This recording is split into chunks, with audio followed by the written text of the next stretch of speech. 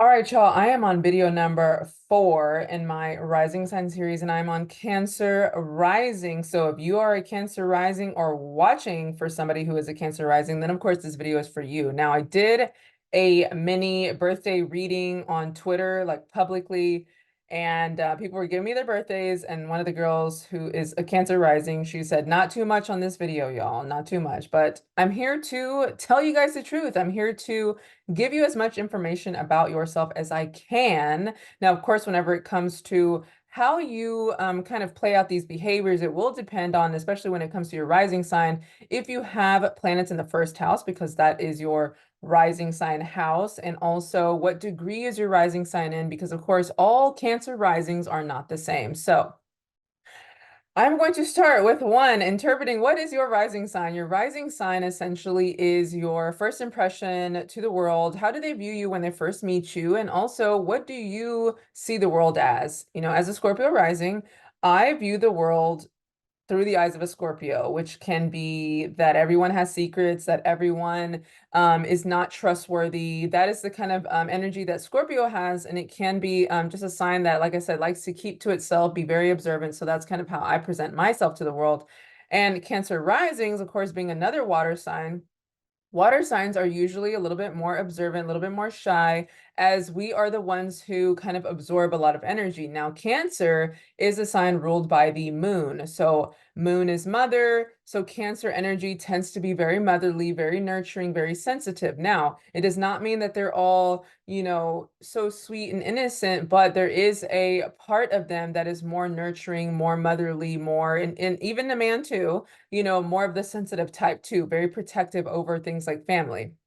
Now, they do value family a lot and can be very overprotective of their family because, like I said, that energy is fourth house energy, which is family, ancestry, roots, and things like that. So for you, because you are a Cancer rising, then that means that the fifth house for you is ruled by Leo, and Leo is the sun. So, sun ruling over your second house, which is the house of family or things that you value, your possessions. You could be somebody who could either, because sun is also father, like carry on your father's legacy. Now, depending on what type of person he was, it could, positive or negative, but it could be the type like, okay, my dad was a doctor, so I'm going to be a doctor.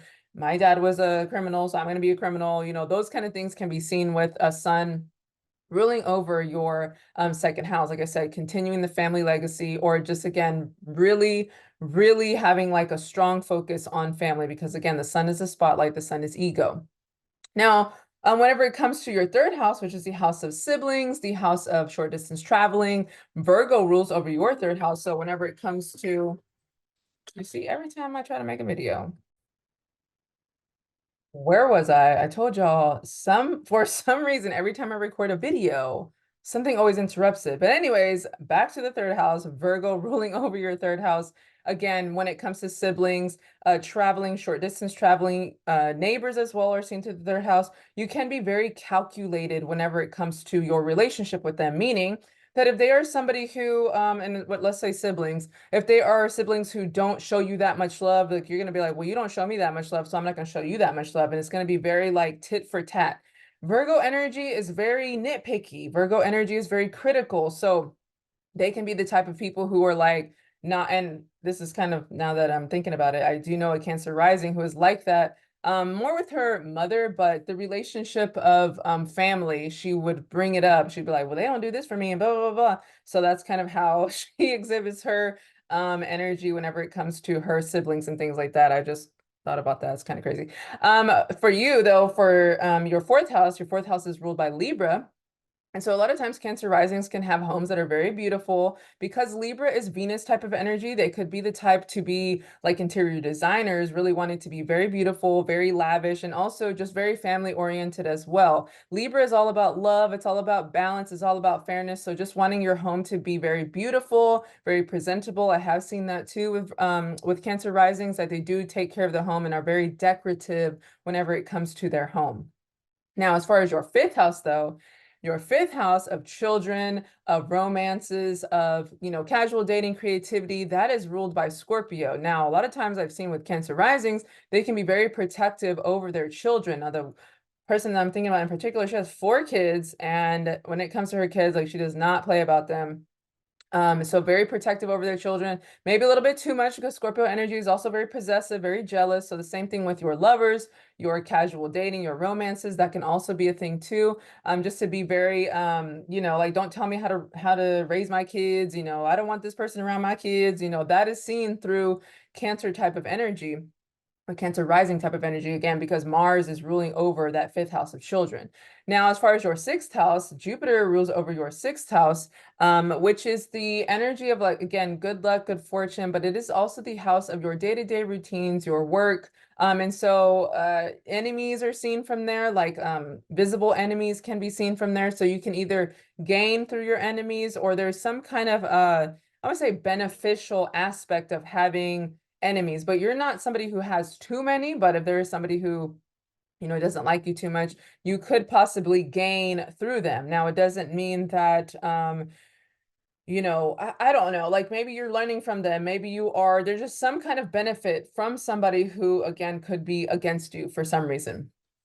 As far as your seventh house, now this is the this is like tends to be the big focus of people whenever it comes to love. Your seventh house is the house of marriage, the house of business relationships, or more serious committed relationships. So because Saturn rules over your seventh house, one, you could be attracted to somebody who's much more mature than you, or somebody who's a lot older than you. But also what I've seen with Cancer risings is that if they get into a relationship or a serious relationship before the age of like 32, 30, it tends to not really work out because Saturn is teaching you discipline and structure and responsibility in that area. And Saturn doesn't really mature until about age 35, 36. And so before that, it could be like, oh, you're getting married right now? Like, no, it's not the time. You're not mature yet. So a lot of times, and I have seen this with Cancer risings, the clients who I've had who got married in their 20s and are now separated. So that is something that I've seen through there too. So Saturn is trying to teach you in that area of the seventh house to be a little bit more disciplined,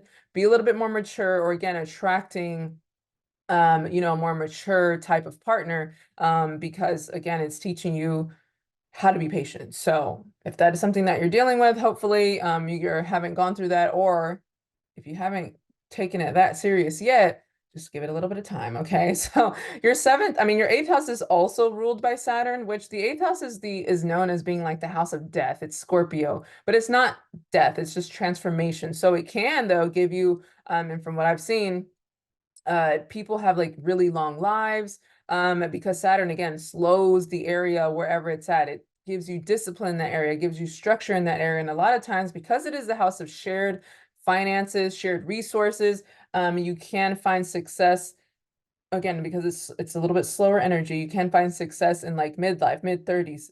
Oh my gosh. What did I eat?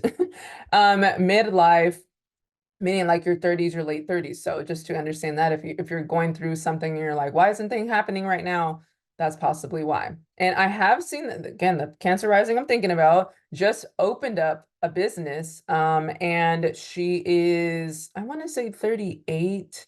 But opening up her business, again, the success a little bit later in life, has been seen through Cancer rising type of energy.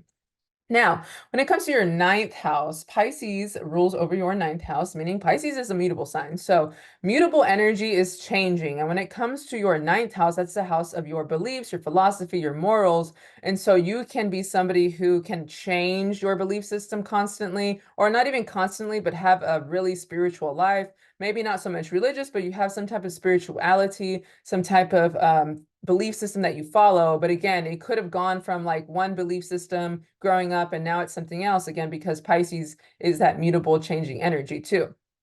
As far as your 10th house though, your 10th house of career, your 10th house of public image, your reputation, that is ruled by Aries, which is again a Mars type of energy. So it can give you again an ability to really fight for what you want as far as career, give you a higher energy whenever it comes to really finding out like what you really want to do in life. Or again, 10th house is also your bosses. Maybe you're fight with your bosses, fight with people who are in leadership too. But again, giving you also the ability, because 10th house is like, again, career and Mars. Mars also rules over your fifth house, which is the house of Leo, which is like acting and performances. So you could be somebody who could make a good living being an actor, or being drawn to things like medicine as well, or a healer type of job. Okay. I started coughing out of nowhere and I don't know where that came from. So I don't know where I left off. I think I left off with Taurus ruling over your 11th house. And so the 11th house is a house of friendship, and Venus rules over Taurus. So you could be somebody, one, because it's the house of friendship, but also large social groups, networks, organizations. You could be somebody who has a lot more, maybe female clients because it's a feminine energy. Taurus is a feminine energy, working with women a lot more. Or again, your friend group, like I said, is just a lot of women or a lot of feminine type of energy. As far as your 12th house is ruled by Gemini. And 12th house is the house of the subconscious, your dreams, separation, isolation, all that is seen through the 12th house. And having Gemini ruling over it, Gemini is very mutable energy. 12th house is also the house of bed pleasures, too. So Cancer risings tend to be very sexual in nature just because Scorpio rules over your fifth house, the house of casual dating, casual romance. And again, sexual pleasures are seen through there, too. But the 12th house is also bed pleasures as well. And Gemini energy there. Can make you, again, very playful, very fun type of energy. It's Mercurian energy, it's curious energy. And is also seen through this placement that, or this house being ruled by Gemini, that when it comes to trying to focus inward, because 12th house is going within, it is hard for Cancer risings to really sit with themselves and their thoughts because that Gemini energy is ready to move on to the next. So if you're a Cancer rising, it could be hard to really like go in and think about yourself and think about how you are. And the Cancer rising that I know, trying to tell her about herself, it didn't go over that well. But that's just something that happens, and we're all here to learn. We're all here to learn ourselves, and maybe over time, things will happen. And there's maybe a certain transit that will happen over that 12th house where you really got to sit and reflect about who you are and how you're presenting yourself to the world. But overall, that's kind of a general energy for this placement. Excuse the interruptions, and like I said, it's just somebody gonna call me, I'm gonna start coughing, something's gonna interrupt me from getting these videos done, but I don't care, I'm still gonna upload it, y'all. So anyways, if you'd like a more in-depth analysis of your birth chart, go ahead and hit me up on any social media platform. You can visit me on my website. Let's talk, let's chat. Let me get in your business because I'm here to teach and tell people about themselves. All right, y'all, I will talk to y'all soon and see you on the next video, which will be Leo rising. I can't wait for this one.